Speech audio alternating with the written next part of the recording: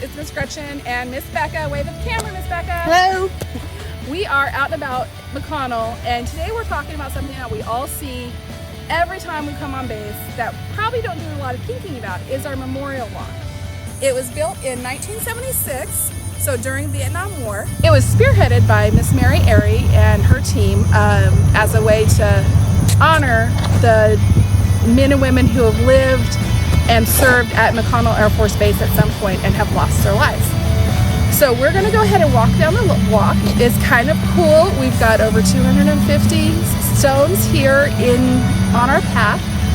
You'll look at the path. As you see, it starts out white and it goes into a red stone. That is to signify the blood that has been sacrificed for our freedom.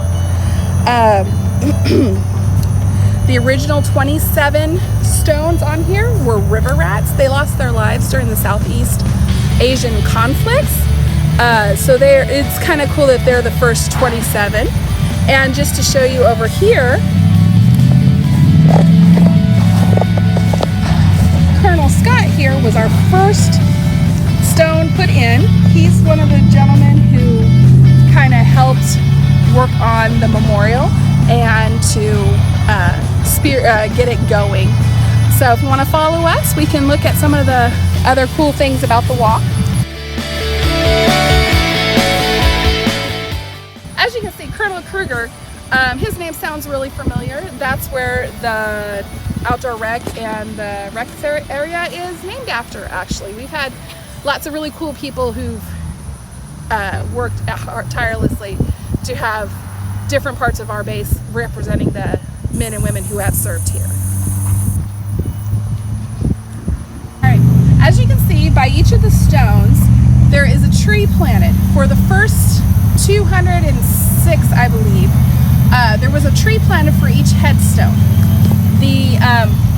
It's just a symbol of life continuing, life keep going. It's a wonderful symbolic gesture to show that even if our airmen did lose their lives, they still are here with us and they're still growing with us. Right next to our River Rats plaque, we have this gorgeous tree that has a yellow ribbon around it.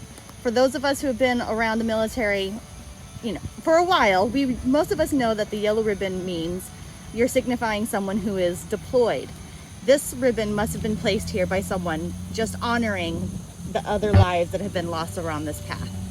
Have you ever visited a cemetery, especially when there's been military members, and you've noticed that there have been coins on their headstones? This actually is an ancient Greek tradition that goes back to the ancient times, and essentially the signifying that if you put a coin on a soldier's grave, it pays, I'm going to say his name wrong, Charon, and who's the ferryman who takes you across the River Styx, so that you knew that if you died in battle, your fellow soldiers would pay your way across the River Styx into the land of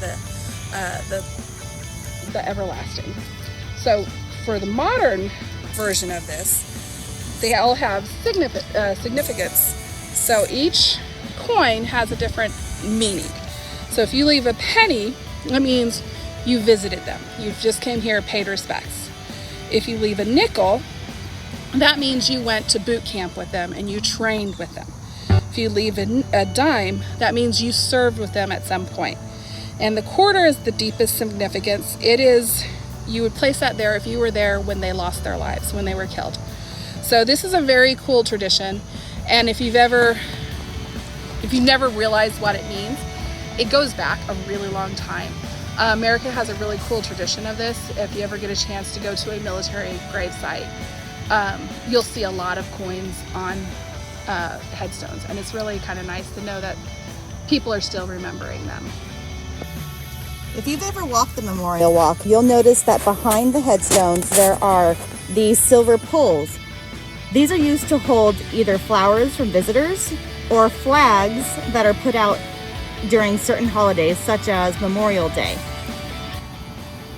You'll also notice that during memorial walks, the flags will be aligned on all of the headstones, which is a really pretty sight when they're all out.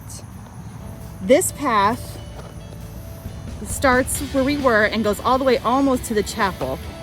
If you look out along the plain, there is also another path that comes along this way with more headstones on it. So it's a very long walk.